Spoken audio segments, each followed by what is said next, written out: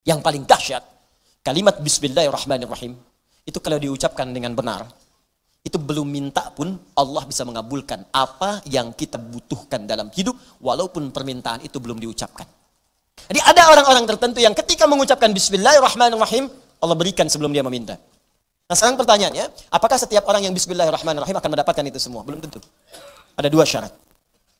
Saya ulangi, ada dua syarat untuk menyebutkan Bismillahirrahmanirrahim, yang dengan kalimat itu, dengan dua syarat ini, kata Allahnya akan memberikan dampak seperti yang tadi disebutkan. Jelas ya?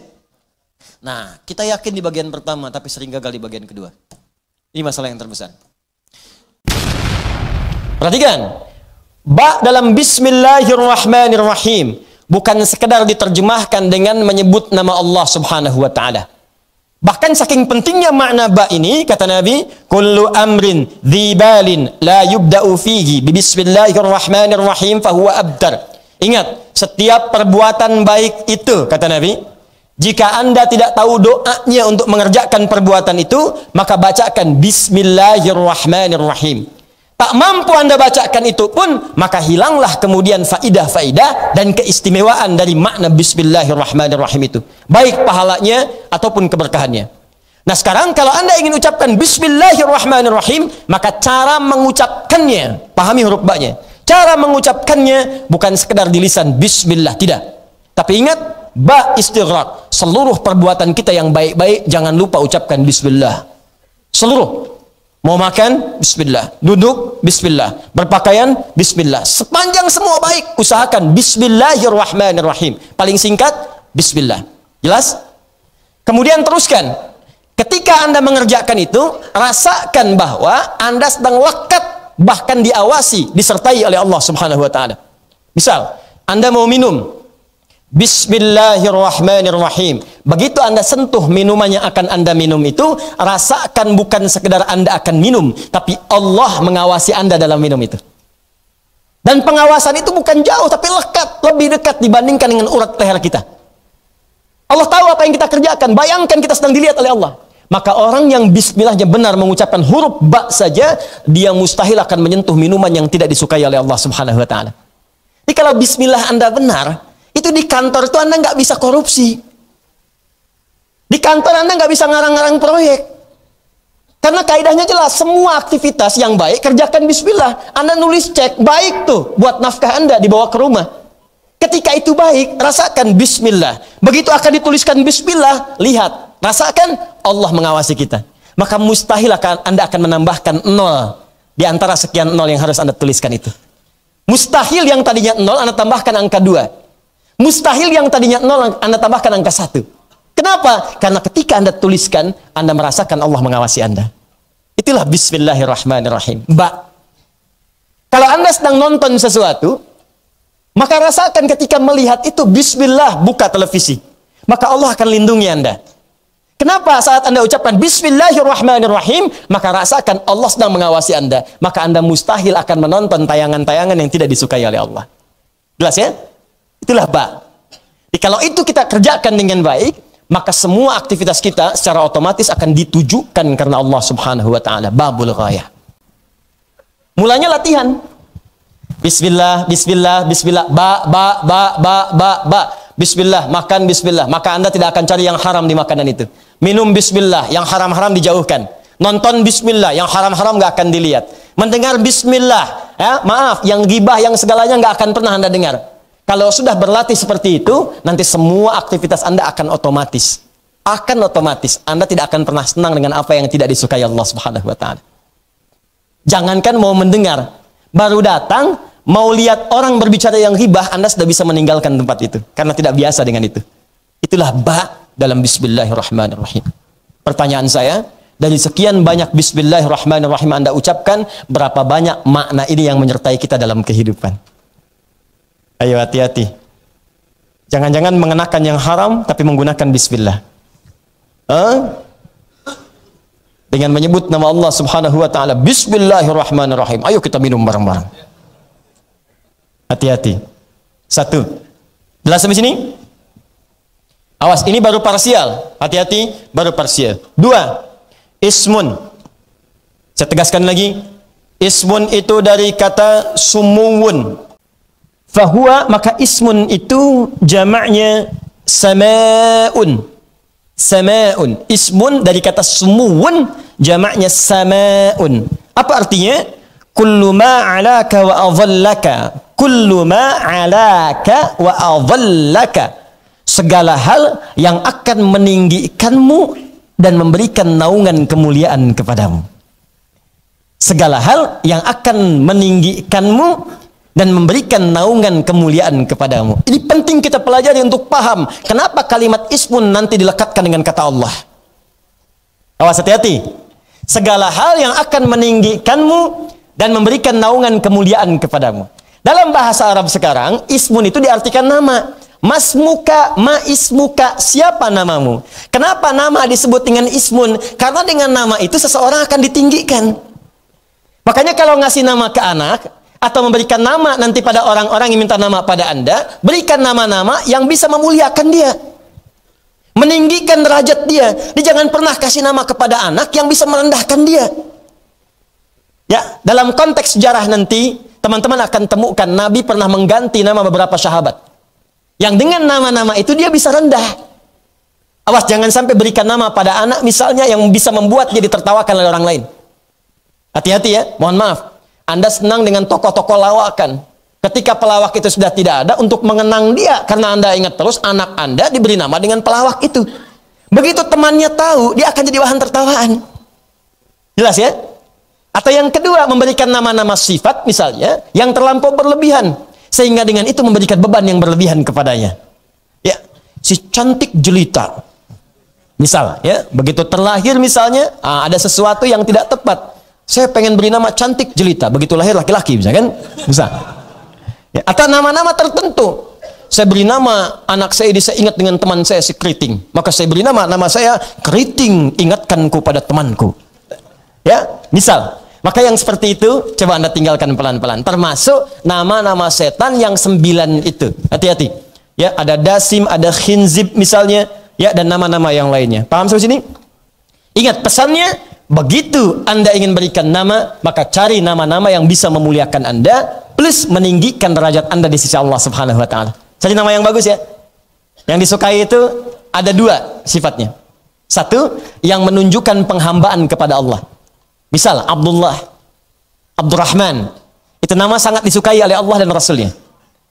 Yang kedua, tafaul, mengikuti nama-nama para nabi, rasul atau orang-orang baik. Misal Muhammad, Ahmad. Karena itu di Arab sering Anda temukan nama Ahmad, Muhammad, Hamid, Hamuda, Mahmud. Ada ya? Ahmad, ya Ahmad, panggil. Anda ke Mekah, umrah, panggil. Ya Muhammad, ngelirik semua. Ahmad, Mahmud, Hamuda, ya Mahmud. Datang, lirik semua. Nah, karena semua nama itu terambil dari kemuliaan sifat Muhammad sallallahu alaihi wasallam. Ya. Nama orang-orang soleh, Nabi sebelumnya boleh. Yusuf misalnya. Ya, Ibrahim, boleh, silahkan. Makanya orang barat pun mengambil itu. Ibrahim, Abraham. Mikail, Michael. Daud, David. Ya, ada. Ya, mereka ambil itu. David Beckham. Ya, Masya Allah, ada. Ya, Ibrahim Mofik, dari kata Ibrahim. Ya, Zlatan Ibrahim Mofik, ada. Ada. Michael ada, Michael Owen dulu, striker Liverpool. Ada. Ya. Ya, ada. Mereka ngambil dari situ. Bisa, itu tafaul namanya. Atau orang-orang soleh, silahkan. Anda ingin ambil misalnya nama anak Anda misalnya Umar, boleh. Abu Bakar, boleh. Utsman, Ali, boleh. Ya, nama anaknya siapa? Ali, bapaknya Asep, Ali bin Asep. Ya, sah. Jelas ya? Nah, kalau dikaitkan dengan Allah, ingat ismun, bismillah. Setelah ba, saya ingin kerjakan semua hal, istighraq seluruhnya. Istighraq tadi. Ba, semua kegiatan saya, ghayah, saya tujukan semua lillah, karena Allah. Ba lil ghayah, tujuan karena Allah. Nomor 3. Semua kegiatan saya kerjakan karena Allah.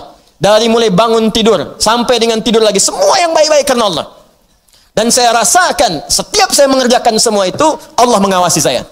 Maka ketika Anda kerjakan semua itu, ismun, Anda akan diangkat derajatnya. Adhallaka, Anda akan dilindungi. Siapa yang melindungi Anda? Allah.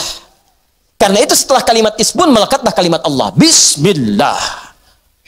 Orang-orang yang mengerjakan semua aktivitasnya seluruhnya karena Allah Subhanahu wa Ta'ala, tujuannya karena Allah, makannya karena Allah, minumnya karena Allah, bekerjanya karena Allah.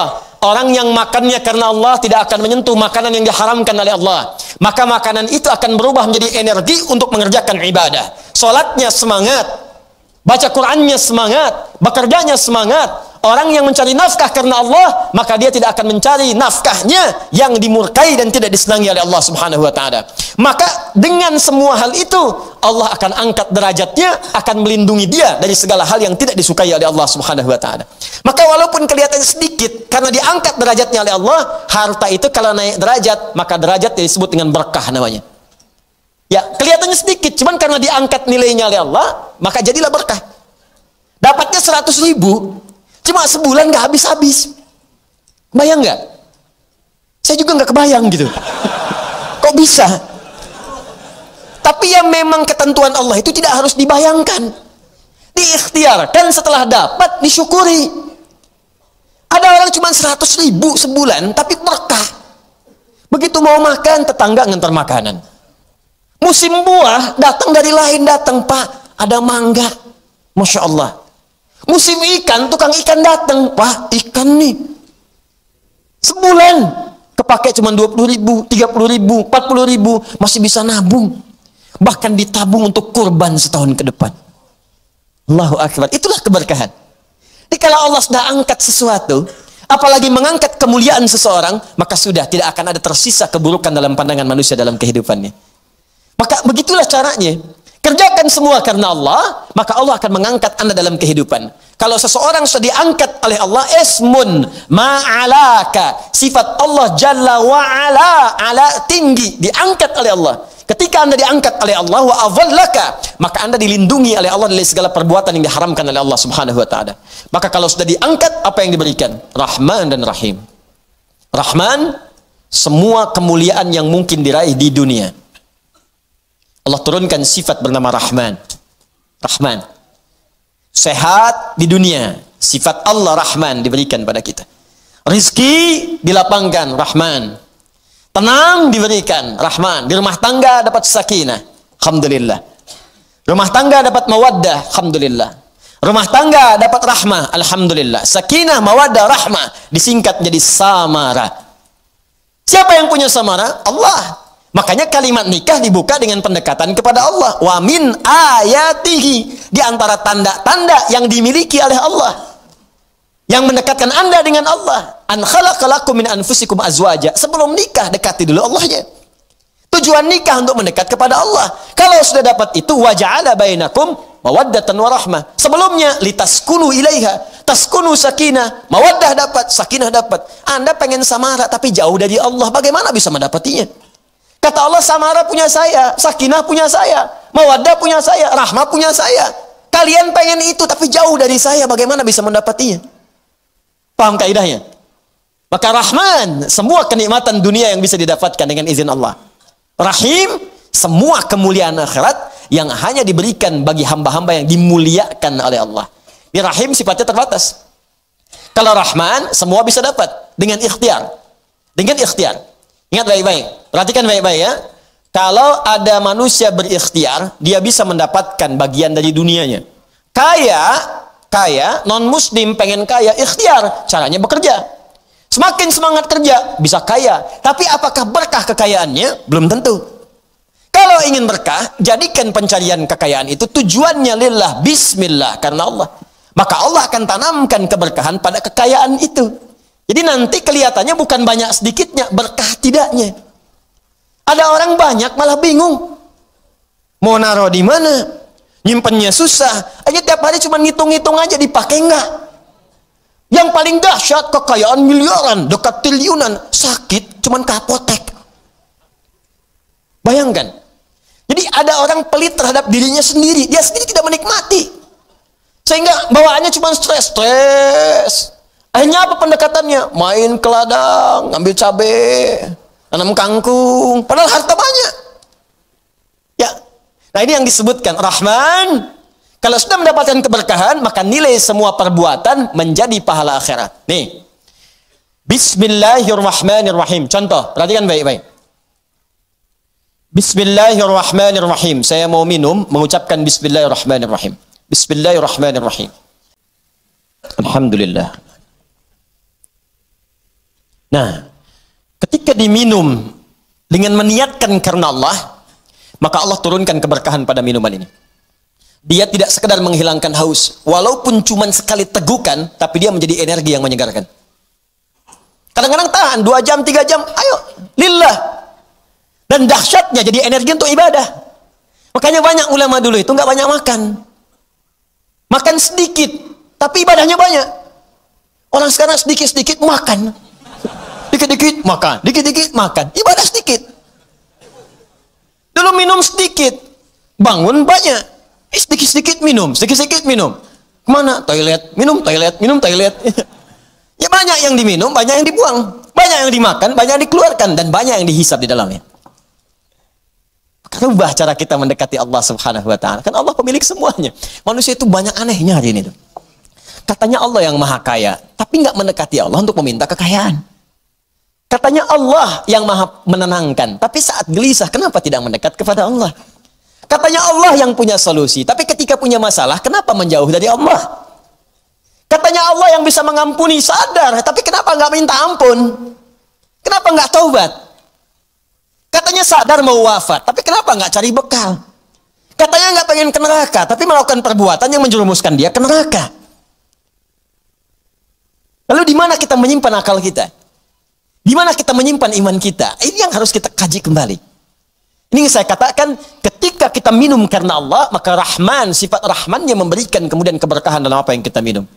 Poin yang selanjutnya, bukan sekedar dunia yang didapatkan. Bismillahirrahmanirrahim, menjadikan perbuatan itu punya nilai ibadah di sisi Allah Subhanahu wa ta'ala. Maka dituliskanlah pahalanya.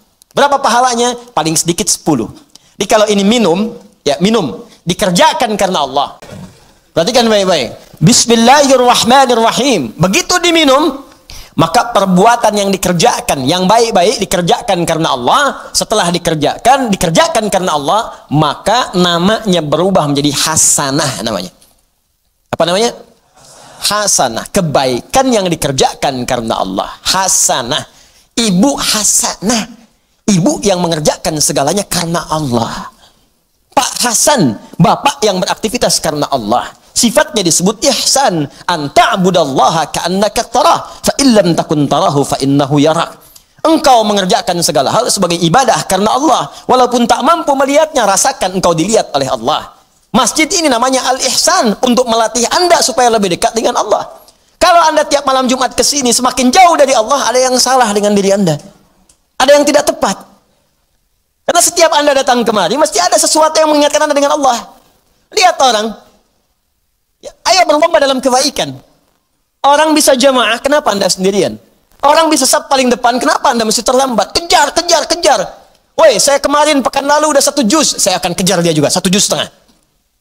Jamaah yang lain menghafal 1 halaman, saya 1 lembar. Bismillah. Mudah-mudahan saat wafat sedang menghafal itu. Mudah-mudahan saat wafat itu sedang berubah menjadi lebih baik.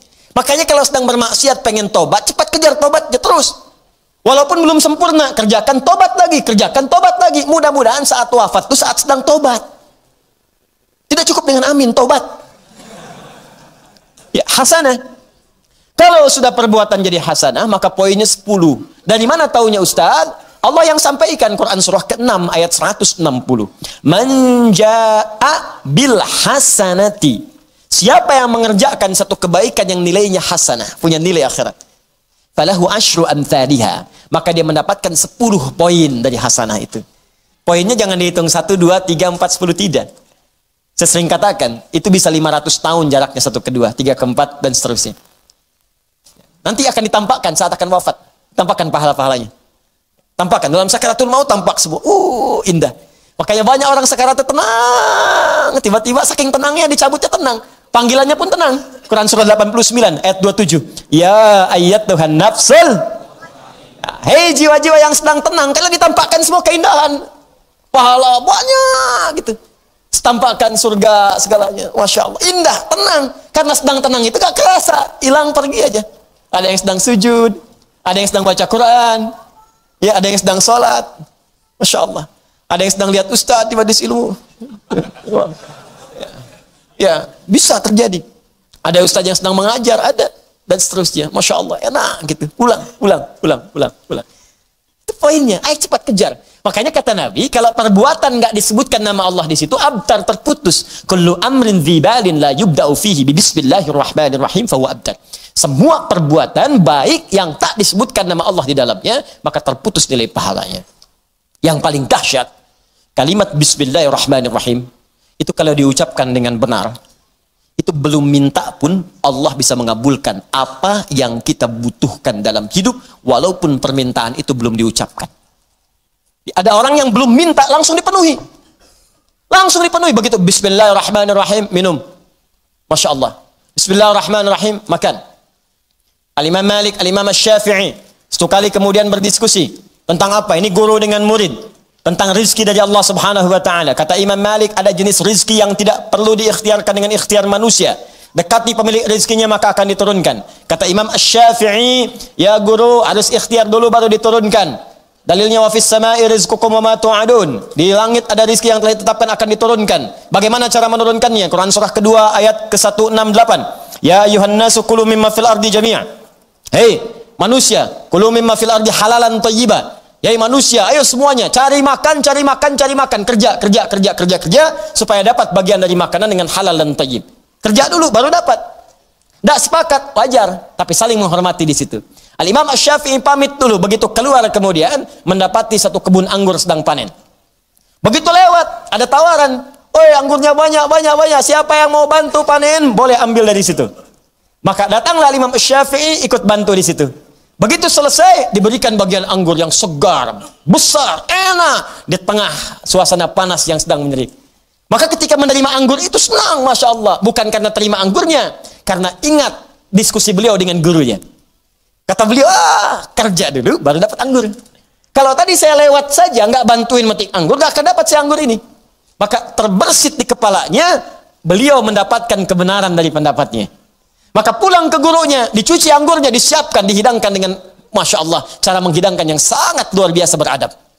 Begitu kemudian bertemu gurunya, guru, Masya Allah, tadi aku lewat di perjalanan, ada orang yang sedang memanen anggur, aku ikut ke situ. Saat aku bantu, kemudian dikeraskan kalimat ini, pada bagian terakhir, ditekankan. Saat aku bantu, tiba-tiba aku diberikan bagian dari bantuan itu. Dapatlah anggur ini. Coba, beliau tidak mengatakan, guru pendapat saya benar nih. Tadi buktinya, saya dapat anggur dulu, kerja dulu, baru dapat anggur.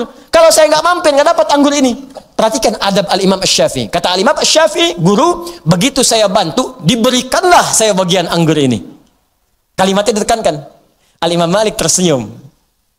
Kemudian tertawa. Fatabassama dhahika. Tersenyum, tertawa.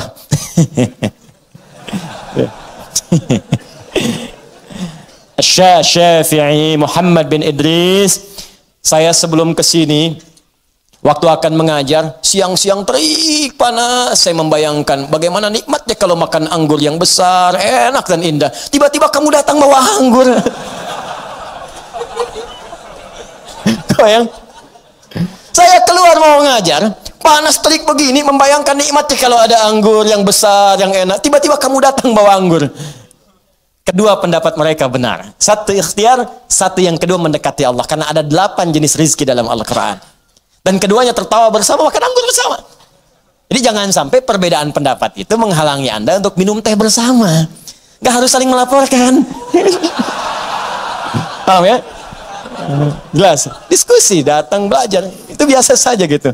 Ya, itulah. Nah, yang mau saya kembalikan ke sini, perhatikan maknanya. Jadi ada orang-orang tertentu yang ketika mengucapkan Bismillahirrahmanirrahim, Allah berikan sebelum dia meminta. Jadi pertanyaannya, apakah semua orang yang membaca Bismillahirrahmanirrahim akan langsung mendapatkan sifat Rahman Allah di dunia? Dan langsung bernilai pahala? Karena tidak semua ternyata yang mengucapkan Bismillahirrahmanirrahim saat minum, minumannya menjadi berkah. Tidak semua yang Bismillahirrahmanirrahim saat makan, makanannya menjadi berkah.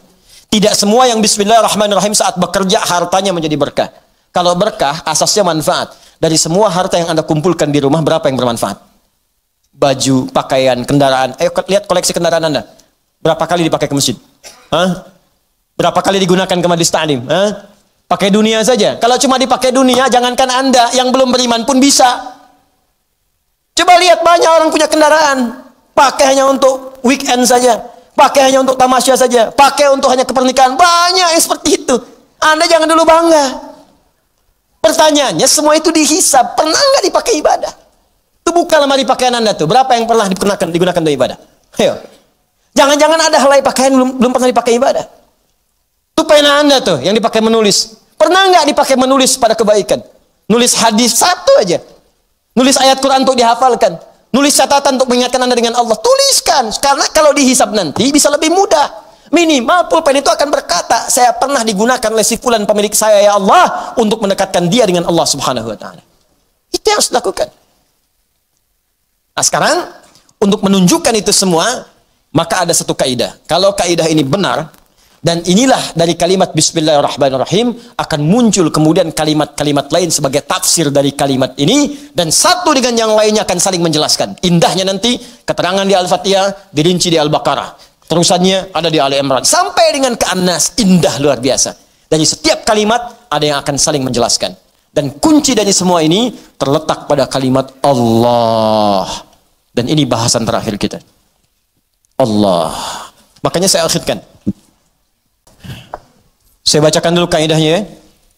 Bismillahirrahmanirrahim. Al-ismul a'zam. Al-ismul a'zam. Nama yang paling agung, tinggi. A'zam itu isim tafdil dari kata azuma. Azuma, a'zam. Azuma besar. Sigat mubalaghahnya azim, sangat besar. A'zam paling besar, paling agung. Jadi kalau ada yang agung, ini yang paling agung. Kalau ada yang bisa mengangkat, ini yang paling tinggi angkatannya. Kalau ada yang bisa memuliakan, ini yang paling bisa memuliakan pada tingkat yang paling dahsyat. Anda dimuliakan oleh ibu Anda, teman Anda, tetangga Anda, keluarga Anda, masyarakat Anda, maka ada yang lebih dahsyat dalam memuliakan Anda. Inilah dia nanti yang akan kita lihat. Jelas ya? Nah, mari kita lihat al-ismul a'zam. Huwal ismul jami' li jami'il asma'. Huwal ismul jami' li jami'il asma'. Al-ismul a'zam ini adalah nama yang mencakup seluruh nama-nama kemuliaan, nama-nama kebaikan. Jadi kalau ada semua nama baik, puncaknya nama ini. Puncaknya nama yang ini. Ya. Apa nama yang dimaksudkan? Yuk kita lihat. Qila, dikatakan nama al-ismul a'zam itu tidak ada yang lain. Wallah, yaitu Allah. Allah. Allah. Ini. Nama Allah itu disebut dengan nama Al-Ismul A'zam. Ini sepakat orang Arab langsung nyebut A'zam. Nama yang paling tinggi, nama yang paling agung, nama yang paling dahsyat. Al-Ismul Jami' li Jawami' Sifatil Mahmudah li Jami'il Asma'. Nama terbaik, teragung yang mencakup semua nama kebaikan yang pernah ada. Makanya ketika Allah memperkenalkan nama ini, Allah menyebutkan bahwa nama Allah ini memiliki semua sifat-sifat nama-nama kebaikan. Baik namanya ataupun sifatnya. Itu kita temukan di Quran surah ke-7 Al-A'raf ayat 180. Quran surah ke-7 ayat 180. Di halaman 174, posisi paling kiri, baris yang keempat, sebelah atas. Walillahil asma'ul husna fad'uuhu biha. Walillahil asma'ul husna. Walillah, hanya milik Allah. Walillah, hanya milik Allah. Al-asma'ul husna, semua nama-nama yang baik-baik. Di semua nama-nama baik itu terkumpul semua punya Allah. Makanya ketika disebutkan nama Allah itu mencakup semua nama-nama yang baiknya. Di Anda ketika menyebut nama Allah, ya Allah, Allahumma, ya Allah, itu sudah mencakup semua nama-nama yang terbaik yang melekat pada Allah Subhanahu wa taala dan sifatnya. Makanya kalau Anda mau memanggil kepada Allah, kata Allah silakan sebut nama Allah secara singkat. Di mana ditemukannya? Boleh Quran surah ke-17 misalnya, ayat ke-110. Ulid'ullah Awid'ur Rahman ayyamma tad'u falahul asma'ul husna. Ulidullah, Kalau Anda sedang punya masalah, sedang punya persoalan, sedang punya kebutuhan, qul Allah, panggil Allah, sebut, minta. Qul Allah, ya Allah, ya Allah, ya Allah, berdoa minta. Atau sebut Ar-Rahman, ya Allah ya Rahman, ya Allah ya Rahman. Atau kalau ingin spesifik, silahkan panggil nama-nama yang Allah miliki sesuai dengan kadar kebutuhan Anda. Semua namanya baik. Misal, Anda butuh rizki, sebut namanya ya Razzaq. Anda sedang belajar, besok mau ujian, belajar supaya dipercepat ilmu, sebut namanya ya Alim. Anda sedang bekerja, ada yang usil, ada yang iseng, ada yang ingin mencelakai Anda, sebut namanya ya Jabbar, ya Malik. Sedang punya banyak masalah, sebut ya Sabar, Sabar, Sabar. Tapi kalau Anda ingin menyebut satu nama yang dengan itu semua masalah Anda tuntas, sebut Allah. Ya Allah, hamba bermunajat kepadamu. Ya Allah, hamba memohon kepadamu. Kalau Anda benar menyebutnya, benar memohonnya, maka demi Allah ada hadis yang langsung disampaikan oleh Nabi sallallahu alaihi wasallam. Langsung disebut oleh Nabi. Jika Anda memanggil Allah dengan namanya yang paling tinggi ini dan benar cara memanggilnya, maka semua permintaan Anda sulit bagi Allah untuk menolaknya. Dikabulkan seketika. Saya bacakan kitabnya, ini halaman 31. Saya hafal ini. Ya. Ismullahil a'zam. Ya. Wa kama anna lillahi hadhil asma falahu ismun a'zam idza du'iya bihi ajaba wa idza su'ila bihi a'ta. Allahu akbar. Dan sebagaimana Anda ketahui bahwa Allah Subhanahu wa taala memiliki nama-nama yang sangat mulia, ya, Ar-Rahman, Ar-Rahim, Al-Malik, Al-Quddus, ya, dan seterusnya. Di balik nama itu ada nama yang paling tinggi. Dan kalau nama paling agung, paling tinggi itu Anda sebut dalam berdoa, idza du'iya bihi ajaba, maka Allah akan langsung mengabulkan. Wa idza su'ila bihi afa, dan jika Anda memohon kepada Allah, minta dengan nama itu, maka Allah akan memberikan apa yang Anda minta. Ya, mari kita lihat.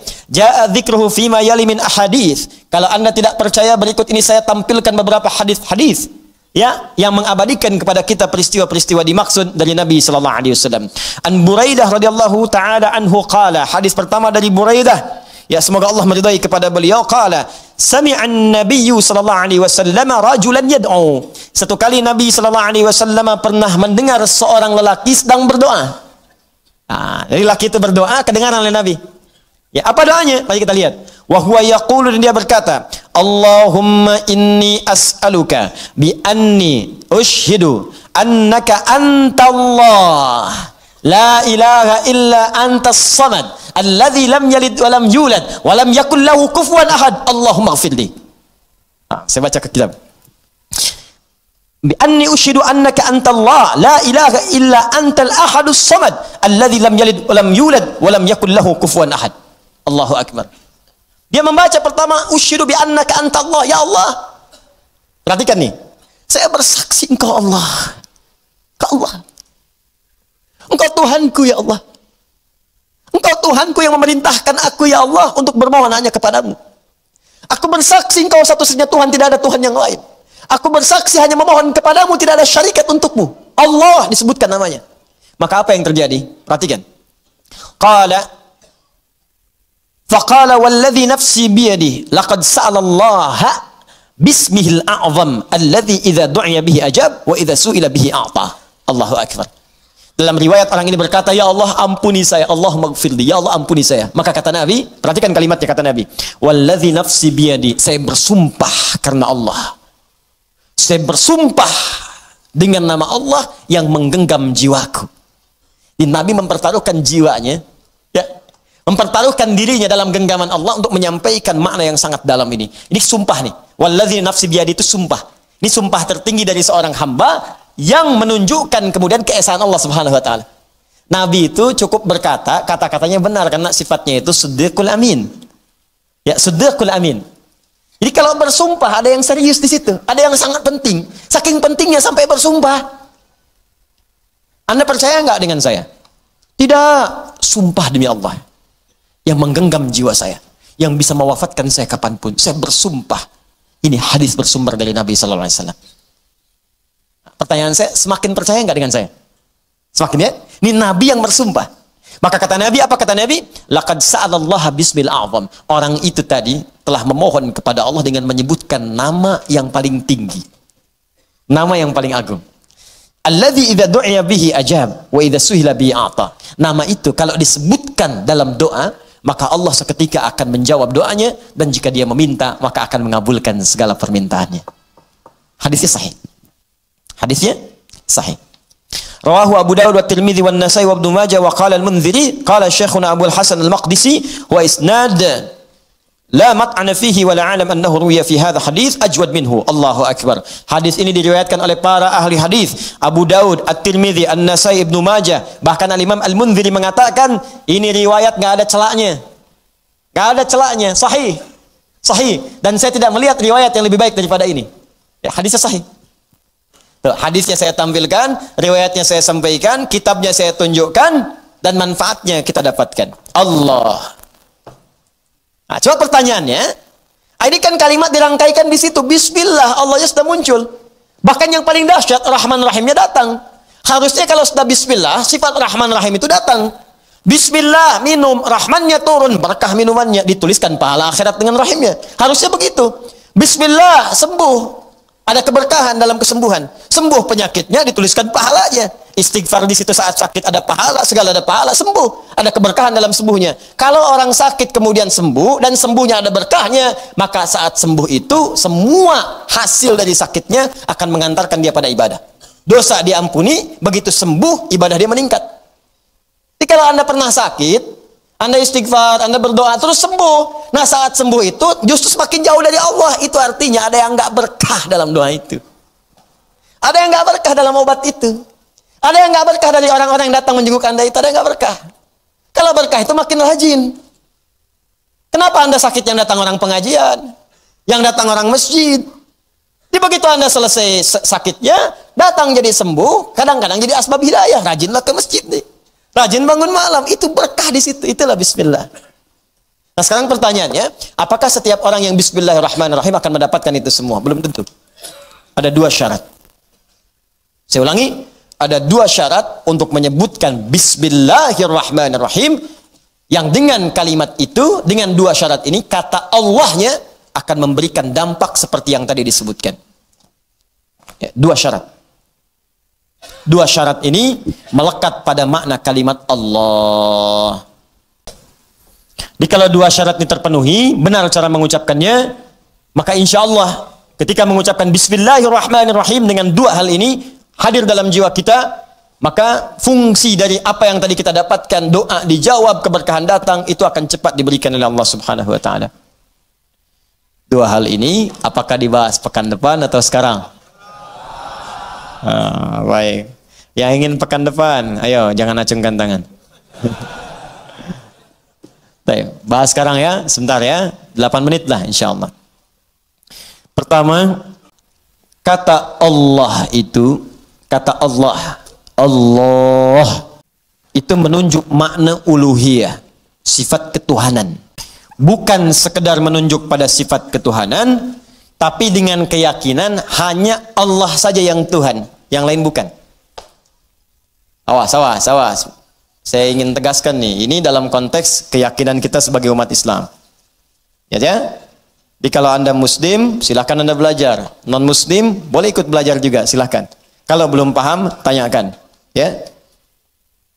Pertama, nama Allah adalah nama yang menghadirkan makna uluhiyah, sifat ketuhanan. Nanti lebih detailnya pembahasan di bab tauhid nanti, ya. Tapi saya berikan cepat, uluhiyah, sifat ketuhanan, disertai keyakinan bahwa hanya Allah saja yang Tuhan, yang lain bukan. Satu-satunya, tidak ada yang lain. Ya, dalam bahasa Arab, satu-satunya, nggak ada yang lain selain itu disebut ahad namanya. Ada wahid, ada ahad, itu beda. Kalau wahid, satu, ada yang kedua. Wahid, itsnain, talata, arba'. Kalau disebutkan wahid, ada yang kedua. Muhammad Saiful Wahid. Muhammad Saif Al-Wahid. Saif, anak saya yang insya Allah jadi anak yang baik terpuji, anak yang pertama. Ya. Begitu muncul yang kedua, bisa kita katakan Muhammad misalnya Yusuf Thani. Yusuf anak saya yang kedua, yang mudah-mudahan jadi baik juga. Jadi kalau disebutkan wahid, itu ada yang kedua. Paham ya? Makanya setiap ada kata wahid, ingin ditujukan kepada Allah, mesti didahului dengan kalimat ilah. Supaya menunjuk pada Allah yang itu saja, bukan yang lain. Makanya ketika menunjuk kata ilah, ya, wahid, maka mesti ada ilah sebelumnya. Wa ilahukum ilahu wahid. Ya, maka kalimat wahid diikat dengan kalimat ilah. Tapi dia nggak bisa berdiri sendiri. Kalau ingin kita katakan satu aja yang ini, nggak ada yang lain. Pokoknya nggak ada dua, nggak ada tiga, nggak ada yang lain. Nggak ada setengah, pokoknya cuma ini. Maka kalimatnya ahad. Karena itulah ketika Allah memperkenalkan sifat ketuhanannya, disebut namanya Allah satu, nggak ada yang lain. Quran surah ke-112 turun. Qul huwallahu ahad.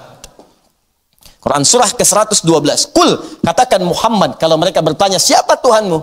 Apa namanya? Karena ketika Nabi mengerjakan sesuatu, orang-orang Arab dulu bertanya, Muhammad siapa Tuhanmu? Setiap ditanya Rabb terus, Rabb. Qul a'udzu birabbil falaq. Qul a'udzu birabbin nas. Rabbana. Kalau kamu punya Rabb, kami pun punya Rabb. Karena Rabb itu sifat rububiyah. Ya, mereka berkata, kami punya Lata, Manat, Uzza. Maka turun surah ini mengatakan, turunkan namanya langsung. Nama yang tidak pernah melekat pada makhluk. Karena ingat, sifat Tuhan itu mesti beda dengan makhluk. Sifat Khalik mesti beda dengan makhluk. Perhatikan, ini dasar berpikir yang sangat mudah. Baik ya, lihat sini. Kalau kita menyebut Tuhan, Khalik sang pencipta, maka mesti beda, tidak sama dengan makhluk, dengan hamba. Harus beda. Jelas? Jadi gini, kalau makhluk ada yang kuat, berarti Tuhan mesti lebih kuat. Ya? Kalau makhluk dengan Tuhan sama-sama kuat, yang ngapain dipertuhankan? Yang paling dahsyat, paling kacau, paling sulit dipahami, kalau Tuhan lebih lemah daripada makhluk. Jelas ya? Maka semua sifat Tuhan mesti beda dengan makhluk. Karena itu ketika Allah turunkan nama, maka namanya pun beda dengan nama makhluk. Perhatikan baik-baik. Kata Allah pertama, dari segi namanya, namaku Allah, sifatnya ahad. Jadi dari sifat namanya saja, bukan cuma Tuhannya. Sifat namanya saja, nama Tuhan mesti beda dengan nama makhluk. Kata Allah, sifat namaku ahad. Satu-satunya. Ya. Makanya nggak ada yang pernah makhluk menyebut dirinya Allah. Ya. Pernah ada orang di muka bumi ngasih nama anaknya Allah? Nggak ada. Kalau bahasa lain silakan. Anaknya disebut Tuhan. Ada di KTP Indonesia. Pernah ada ditemukan Tuhan. Ada namanya. Cuma di Indonesia tuh. Masya Allah. Tapi nggak pernah ada Allah, nggak ada. Karena fitrah manusia nggak bisa menghadirkan itu. Nggak bisa. Berat. Karena ada fitrah dalam diri kita. Nggak bisa. Ini nama khusus bagi nama ketuhanan. Kata Allah dari sifat namanya aja nih, karena lekat dengan nama Tuhan, sifatnya ahad. Ahad itu satu-satunya, yang nggak ada duanya, yang kalaupun dihilangkan setiap hurufnya akan menunjuk pada makna itu juga. Saking ahadnya, kalau kita hilangkan setiap hurufnya, nunjuknya ke situ juga. Yuk kita lihat, hapus satu nih, alifnya hapus, hamzah wasalnya. Baca. Lillahi ma fis samawati wa ma fil ard. Lillah, hanya milik Allah. Ke Allah lagi. Hapus satu lagi. Lamnya satu hapus, maka tasdidnya hilang. Baca. Lahu mulkus samawati wal ard. Lahu, punya Allah juga. Lihat mananya, kembali ke satu lagi. Lahu mulkus samawati wal ard. Hapus lagi lamnya. Hapus. Tuh, hapus. Tinggal apa? Hu. Hu itu singkatan dari huwa. Singkatan dari huwa, hu disingkat huwa. Kalau Anda wakaf membaca kalimat bahkan dalam bahasa Arab, apalagi Al-Quran, berhenti pada kalimat huwa, maka huwa-nya nggak bunyi, bacanya hu, huwa-nya nggak bunyi. Contoh apa Ustaz? Quran surah kedua Al-Baqarah ayat 255, ayat kursi. Allahu la ilaha illa huwal hayyul qayyum. Berhenti di huwa. Allahu la ilaha illa hu. A-nya nggak bunyi. Kalau bunyi, salah bacaan Anda. Walaupun tipis bunyinya. Allahu la ilaha illahu. Wah, salah. Gak bisa. Pasti mati. Hu. Ketika disebut hu, maka kembali ke Allah. Hu. Ditanya, apa itu hu itu? Ke huwa. Siapa huwa itu? Ya balik lagi ke Al-Ikhlas. Kul huwa. Kul, katakan huwa. Yang dimaksud huwa itu Allahu ahad. Ustaz, boleh nggak dihapus semuanya? Boleh, hapus. Siapa takut hapus? Kalau nggak hapus saja, terangin, tulis, hapus. Oh, hapus. Kelihatan? Kalian tidak? Sesuatu yang tak nampak, yang tak terlihat dalam bahasa Arab disebut dengan ghaib. Ghaib, ghaib. Anda beriman pada Allah? Beriman. Nampak tidak sekarang? Tidak, tapi terasa semuanya, kekuasaannya, dahsyatnya disebut ghaib. Makanya ketika turun Al-Baqarah ayat ketiga, alladzina yu'minuna bil ghaib. Siapa ghaib di situ? Allah. Balik lagi. Aduh. Jadi kalau dengan semua ini belum beriman juga, Anda seperti apa lagi saya mesti terangkan? Sekarang kalau nggak percaya, cari nama-nama lain, termasuk nama yang dipertuhankan. Hapus setiap hurufnya. Apakah menunjuk pada makna yang sama atau tidak? Paham ya? Coba lihat. Antum tes deh, nama apa aja jadikan kayak tadi. Demi Allah saya katakan, nggak akan bisa. Karena Allah sendiri yang nyampaikan. Ini nama khusus buat saya, kata Allah, beda dengan makhluk. Karena saya Khalik, mesti beda dengan makhluk. Allah menyebut dirinya Khalik. Quran surah ke-15 ayat 28. Wa idh qala rabbuka lil malaikati inni khaliq. Ketika Rabb berfirman pada seluruh malaikat, saya adalah Khalik, maka Khalik mesti beda dengan makhluk. Namanya pun lain. Setiap dihilangkan semua satu hurufnya maka akan menunjuk kepadanya. Makhluk tidak, dihilangkan satu hurufnya maka akan nampak cacat dalam maknanya. Paham? Nah, makanya Anda transfer tuh, hilang satu huruf, nggak bisa nyambung, nggak nyampe uangnya. Silakan, besok transfer ke saya, coba aja. Ya, ayo silakan kalau nggak percaya, transfer. Ya, begitu mau ditransfer, hurufnya satu hilang. Ya, Adi hilang misalnya A-nya, di, ya. Atau misalnya Adi Hidayat, hilang kemudian D-nya, ya di Hidayatnya, Adi Hidayat. Balik Anda ditelepon. Mohon maaf Pak, ini iya kenapa? Nggak perlu minta maaf, nggak ada yang salah ini. Tidak, ini ada yang keliru D-nya Pak. Bukan, ini kok ada hiat, nggak bisa nyambung. Oh mohon maaf itu kurang D. Oh baik, terima kasih. Dah, ya. Asep, S-nya hilang jadi Aep. Beda kan? Ya. Maaf Pak, ini kok S-nya nggak ada. Oh iya pantesan saya panas. Paham ya? Nah itu satu tuh. Nah, sudah. Kemudian yang paling dahsyat Allah jelaskan lagi. Itu baru nama kata Allah.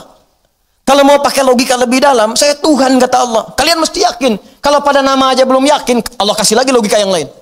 Saya tunjukkan lagi kata Allah. Tuhan itu kata Allah mesti satu. Sebab kalau Tuhan banyak akan jadi masalah. Turunlah Quran surah ke-21 ayat 22. Lau kana fihima alihatun illallahu lafasadata. Lau kana fihima alihatun, kalaulah di langit dan di bumi itu terdapat banyak Tuhan, illallahu selain Allah yang satu. Kata Allah Tuhan itu harus satu. Kalau banyak nanti mengelola langit dan bumi, ngatur langit dan bumi, lafasadata, pasti hancur, rusak tuh langit dan bumi. Karena Tuhannya banyak. Kenapa? Sederhana. Jangankan Tuhan, makhluk aja kalau banyak, maka pikirannya akan banyak. Seleranya bukan satu, keinginannya beragam. Antum aja kan mau ke sini, baru datang ke sini kan udah diskusi tuh. Lantai 1 enggak, lantai 2. Padahal bareng-bareng datangnya. Ya kan? Janganlah, oh, lantai 2 banyak nyamuk, lantai 3 aja, kan nyamuknya capek naik ke atas. Macam-macam lah pokoknya. Saya pengen dibawa aja biar cepat pulang. Nggak bisa, pengen di atas. Lihat Ustadz, kamu mau lihat Ustadz apa mau ngaji? Oh, jadi berdebat tuh. Emang kamu siapa? Kamu juga siapa? Nggak jadi. Oh, macam-macam lah pokoknya. Anda kebayang tuh. Suami istri kan begitu juga. Masalah istri mau kondangan aja bisa berdebat. Padahal istri baru satu.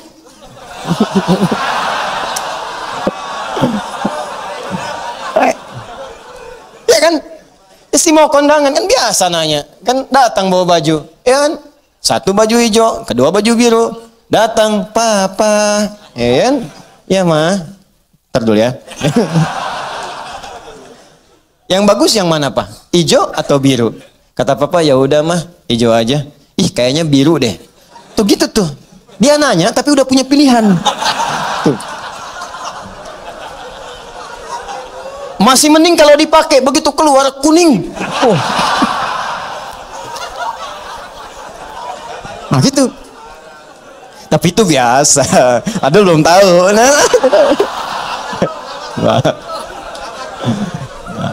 Bisa ini. Aduh sahabat kita, Masya Allah. Kita doa-doakan mudah-mudahan kita dirahmati oleh Allah, ya, bisa ke surga bersama-sama insyaallah, ya. Baik. Dan Adul insyaallah bisa mendapat jodoh yang terbaik, ya. Insyaallah minimal sebelum kiamat kurang 2 hari. Insyaallah, ya minimal. Dah. Nah, sekarang balik sini. Anda bayangkan urusan manusia saja dalam satu hal bisa beda, bisa diskusi, bisa debat. Debat bisa rame bisa berselisih. Betapa banyak perselisihan muncul karena perbedaan pikiran dan ide. Betapa banyak pertentangan muncul karena beda argumentasi.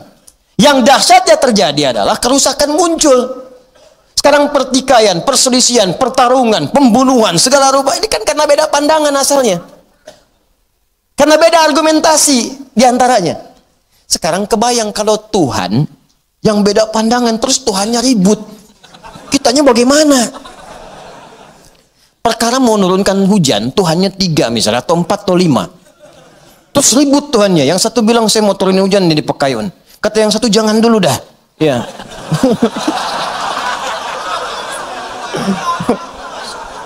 Satu bilang ya udah saya jalan tengah aja deh. Mendung aja. Nggak bisa.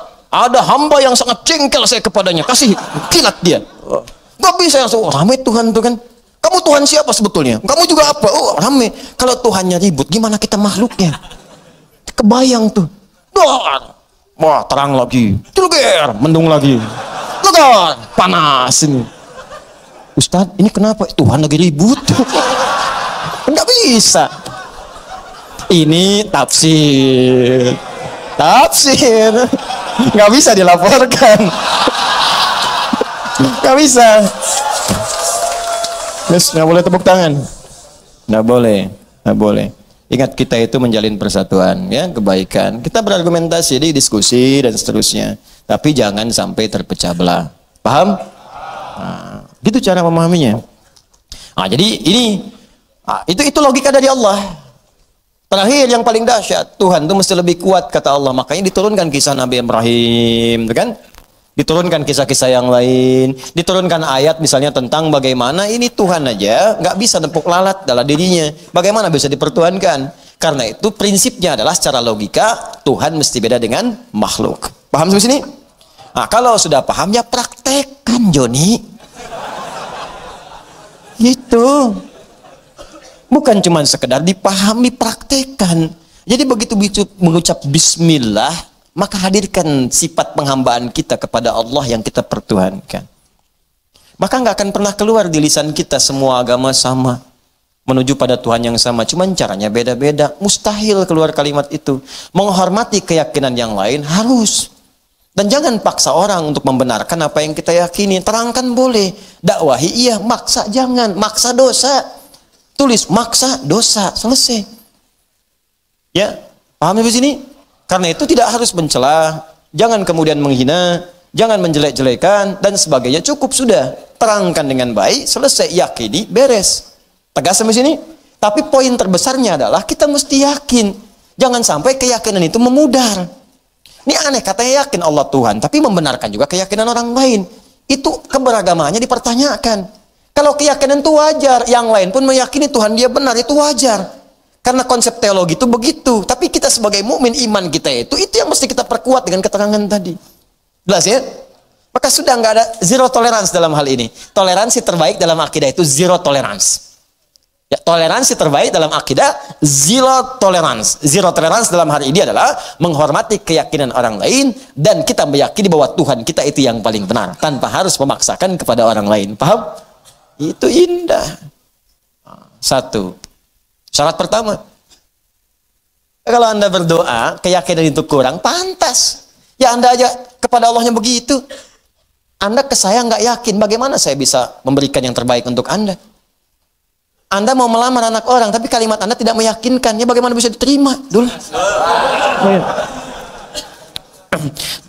Pak, maksud kedatangan kami kemari, kami melihat bahwa ada aura kebaikan pada putri Bapak.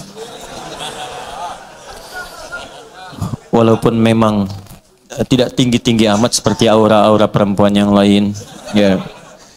Dan kami melihat ada peluang untuk bisa mendapati cinta putri Bapak.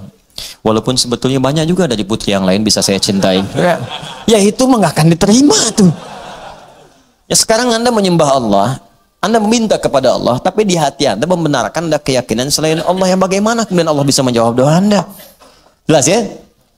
Nah, kita yakin di bagian pertama, tapi sering gagal di bagian kedua. Ini masalah yang terbesar. Nama Allah adalah nama juga yang terkait dengan sifat ubudiyah, haqqul ma'bud atau al-ma'budul haqq.